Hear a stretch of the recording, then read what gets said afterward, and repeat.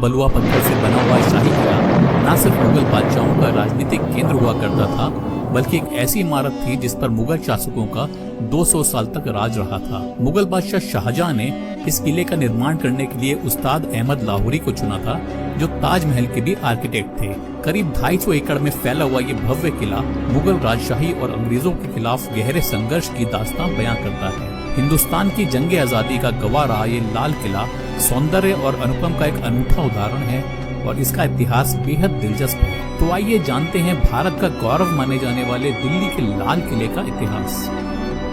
मुगल बादशाह बाबर की 7 पीढ़ियों में शासन किया था और शाहजहां जो थे वो 5वें मुगल बादशाह थे। उन्होंने सती थी, तो उन्होंने 11 साल वहां पे शासन किया और उसके बाद दिल्ली को शाहजहानाबाद के नाम से बसाया गया। दिल्ली जो है वो 6 बार उजड़ी है और 7वीं बार में बस पाई थी शाहजहानाबाद के नाम से। इस किले को बनाना शुरू किया गया था 1639 में, तो 1639 से 1648 के बीच में ये किला बनकर तैयार हुआ था 9 साल में। ये किला जो है 2.41 यानी कि 2.41 किलोमीटर के एरिया में फैला हुआ है और ये जो एरिया मैं बता रहा हूँ आपको ये पेरीमीटर में है यानी कि परिमाप में है। इस किले के 4 गेट्स हैं यानी कि Delhi gate, Salim gate, Jamuna gate और ये जिससे हम एंट्री कर रहे हैं उसको हम लाहौर गेट बोलते हैं, क्योंकि इस गेट को अगर हम फेस करके खड़े होंगे तो ये जो डायरेक्शन है, ये दिशा है, ये लाहौर पाकिस्तान की तरफ की है, इसलिए इस गेट का नाम लाहौर गेट रखा गया था। इस जगह से 1947 में पंडित जवाहरलाल नेहरू ने पहली बार स्पीच दी थी। उसके बाद से जो भी प्रधानमंत्री बनते हैं इसी जगह से भाषण देते हैं। यहाँ पर हमारे नेशनल फ्लैग के अलावा एक और फ्लैग लगाया गया है जो है इंडियन आर्मी का फ्लैग, जिसको रोज सुबह आर्मी लगाती है और शाम को उतार लेती है। ये है चत्ता चौक मीना बाजार। शाहजहां की 2 बेटियां थी, रोशनारा और जहानारा, और ये मार्केट उन्हीं के लिए लगाया गया था। इस मार्केट में लेडीज आइटम बिकता था, जैसे कि ज्वेलरी हो गया, डायमंड्स, पर्स, बर्तन वगैरह, इस तरह की चीजें यहाँ पर मिलती थी। तो लेडीज यहाँ पे बेचती थी और लेडीज इनको खरीदती थी। जेंट्स की यहाँ पर बिल्कुल एंट्री नहीं थी। ये जो बिल्डिंग है ये है नौबत खाना, इसको नक्कार खाना, वेलकम गेट, स्वागत कक्ष, तो इसको रिसेप्शन एरिया माना जाता था उस टाइम पे। इस बिल्डिंग में हर रविवार को सुबह से शाम तक ड्रम बजाए जाते थे, क्योंकि शाहजहां का जन्म रविवार को हुआ था। और आमतौर पे किसी का भी बर्थडे हम जैसे मनाते हैं तो साल में एक बार मनाते हैं, लेकिन बादशाह का जो जन्मदिन होता था वो हर हफ्ते मनाया जाता था।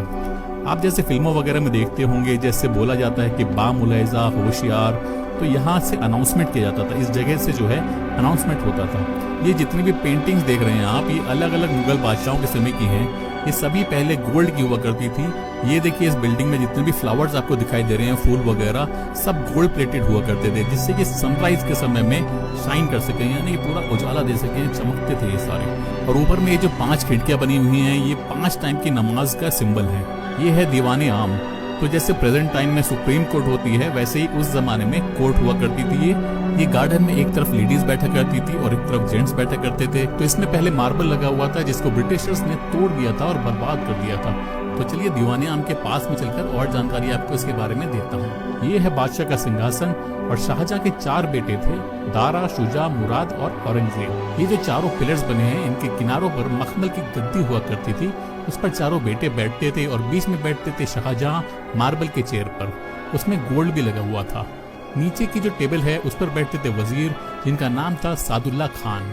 तो आम पब्लिक पहले न्याय मांगने के लिए अपनी फरियाद देकर वजीर को सुनाती थी, वजीर आगे बादशाह को सुनाता था, बादशाह फिर डिसीजन लेते थे कि क्या करना है उस केस का। आपने जैसे पुलिस स्टेशन में लॉकअप रूम देखा होगा, जैसे पहले थाने में बंद कर देते हैं, उसके बाद फिर कोर्ट में पेश किया जाता है, उसके बाद सजा होती है तो जेल में भेज दिया जाता है, वरना रिहा कर दिया जाता है। तो कुछ समय के लिए कैदी को यहाँ रखा जाता था और जब उसको सजा हो जाती थी तो आगरा जेल में शिफ्ट कर दिया जाता था।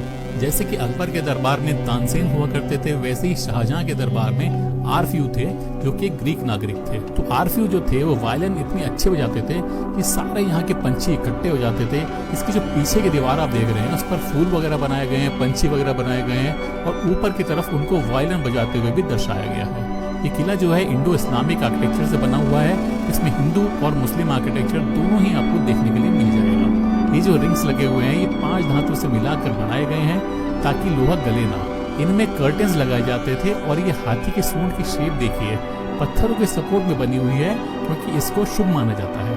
आइए अब देखते हैं मुमताज महल। तो सन 1911 में सबसे पहला जो म्यूजियम बनाया गया था वो था मुमताज महल। तो इस म्यूजियम में जो है बादशाह की चेयर, गद्दी वगैरह, खाने के बर्तन, ये सब चीजें इसमें रखी गई थी। और दूसरा म्यूजियम 1914 में ड्रम हाउस में बनाया गया था, वॉर मेमोरियल म्यूजियम, जिसमें वेपन्स वगैरह रखे गए थे। इस बिल्डिंग को 1857 यानी कि 28 ने सारे तोड़ डाले थे, उनको बर्बाद कर दिया था। एक यही महल बचा था जिसको जेल में कन्वर्ट कर दिया गया था। यहाँ पूरा मार्बल का हुआ करता था, ये जमीन पे आप देख रहे हैं ये पूरा मार्बल का हुआ करता था। ब्रिटिशर्स ने ये सारा भी तोड़ डाला था और 2018 में जाकर यहाँ पे गवर्नमेंट ने पत्थर लगाया था। यहाँ दीवारों पर पेंटिंग्स में काफी जगह गोल्ड लगा हुआ था, यानी कि सोने की कलाकारी पूरी हुई थी यहाँ पे। तो ब्रिटिशर्स ने इसको भी बर्बाद कर दिया था। तो ये पूरा जो महल है बहुत अच्छा खासा हुआ करता था एक ज़माने में, लेकिन ब्रिटिशर्स ने काफ़ी यहाँ पे नुकसान पहुंचाया, काफ़ी तहस नहस किया इसको। ये जो बिल्डिंग आप देख रहे हैं ये है रंग महल, इसको शीश महल भी कहते हैं। ये ऊपर का ये जो सारा टूटा हुआ है, ये सन 1803 में मराठों ने जब अटैक किया था, तोप के गोले यहाँ दागे गए थे, तो उस समय का ये है। सबसे लास्ट मुगल बादशाह थे बहादुर शाह जफर, जो कि नाच गाने में मसरूफ थे। जब 1857 यानी कि 1857 में ब्रिटिशर्स ने अटैक किया था, तो उनकी सेना ने बोला भी था कि महाराज हमको भी तैयारी करनी चाहिए वरना ब्रिटिशर्स फौज अटैक कर देगी। तो महाराज ने बोला कि दिल्ली अभी दूर है। जब उन्होंने हमले की तैयारी नहीं की और ब्रिटिश फोर्स ने उन पर अटैक कर दिया, तब उनको अपनी जान बचाकर यहाँ से भागना पड़ा। यहाँ से जमुना गेट के रास्ते से निकले थे और जाकर छुप गए थे हुमायूं के मकबरे में। तो हुमायूंस टूम से उनको अरेस्ट किया गया था और भेज दिया गया था रंगून, जो कि म्यांमार में आता है। वहीं पर 1862 यानी कि 1862 में उनकी डेथ हो गई थी और वहीं उनकी कब्र भी बनी हुई है। तो जैसा कि मैंने बताया कि उनको लिखने का भी बहुत शौक था, तो उन्होंने लिखा भी है कि कितना बदनसीब है जफर, दफन के लिए 2 गज जमीन भी ना मिली कुएं यार में। तो मैंने बादशाहत तो की यहाँ पर, लेकिन मुझे दफनाने के लिए 2 गज जमीन भी नहीं मिली। उसके बाद इस बिल्डिंग को ब्रिटिशर्स ने मेस बना दिया, इसमें किचन बन गया, खाना बनाने लगे ब्रिटिश फौज का, और इसके धुएं के कारण इस बिल्डिंग का कलर ब्लैक हो गया। ये सारी जमीन जो आपको दिख रही है सारी पहले मार्बल की हुआ करती थी, तो यहाँ पर भी बाद में स्टोन लगाया गया था। ये बीच में जो आप कैनाल देख रहे हैं इसको नहर बहिश्त कहते हैं, जन्नत की नहर। गर्मियों के समय में इसमें पानी छोड़ा जाता था, जिससे इस बिल्डिंग का टेम्परेचर ठंडा रहता था और गर्मी नहीं लगती थी यहाँ पर। इसमें 6 रूम्स बनाए हुए हैं, 3 एक तरफ में है और 3 दूसरी तरफ में, जो डांसर्स यानी नृत्यांगनाओं के लिए बनाए हुए थे। नीचे गोडाउन था जिसमें म्यूजिकल इंस्ट्रूमेंट्स वगैरह रखे जाते थे। और ये जो जाली आप देख रहे हैं ये बाद में लगाई गई है। ये जितने भी पिलर्स बने हुए हैं इनमें मिरर्स लगे हुए थे, यहाँ पर मोमबत्ती जला देने पर पूरे में रोशनी हो जाती थी। तो इस महल में बादशाह बैठते थे और सामने में फुवारों को चलता हुआ देखकर आनंद लेते थे। ये सामने में जो आप देख रहे हैं ये सिंगल पीस मार्बल का बना हुआ है। ये बिल्डिंग है खास महल। ये बादशाह के रहने का कक्ष था जो 3 बेडरूम सेट बनाया गया था। ये जितनी भी आपको नक्काशी यहाँ पर देखने के लिए मिल रही है इन सब पे गोल्ड लगा हुआ था। ये जो ऊपर में गुंबद देख रहे हैं आप, ऐसा आपने कई किले देखे होंगे, महल देखे होंगे, उनमें इसी तरह के गुंबद बनाए जाते हैं। ये पहचान होती है कि आम नागरिक दूर से देखकर पहचान सके कि बादशाह इस महल में रहते हैं। इस बुर्ज को मुसम्मन बुर्ज कहते हैं। मुसम्मन का मतलब होता है मिलना, दर्शन देना। उसके ठीक नीचे एक बालकनी बनी हुई है। बालकनी से बादशाह अपनी आम जनता को दर्शन दिया करते थे।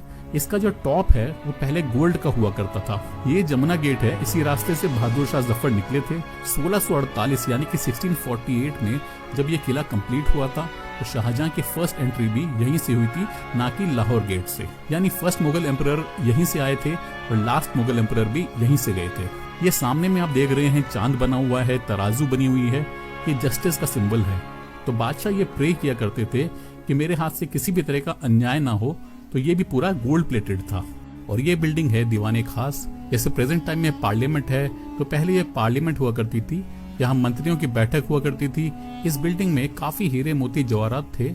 इस मार्बल के टेबल पर रखा गया था तख्ते ताउस, जिसको पीकॉक थ्रोन या मयूर सिंहासन भी बोला जाता था, जिसको 1645 यानी कि 1645 में शाहजहां ने बनवाया था और उसमें कोहिनूर लगवाया गया था। उस समय में ये किला बना था 1 करोड़ में और इस सिंहासन की कीमत थी 9 करोड़। 1739 यानी कि 1739 में नादिर शाह आया था एक मेहमान बनकर। उस समय यहाँ की गद्दी पर बैठे थे मोहम्मद शाह रंगीला, तो उनके शासन काल में आया था और उसने इनसे दोस्ती की। उसके साथ एक नर्तकी थी जिसने जासूसी करके ये बताया कि मोहम्मद शाह रंगीला ने कोहिनूर अपनी पगड़ी में छुपा रखा है। जब मोहम्मद शाह रंगीला और नादिर शाह दोस्त बन गए, तो नादिर शाह ने कहा कि हम अपनी पगड़ी जो है आपस में बदल लेते हैं।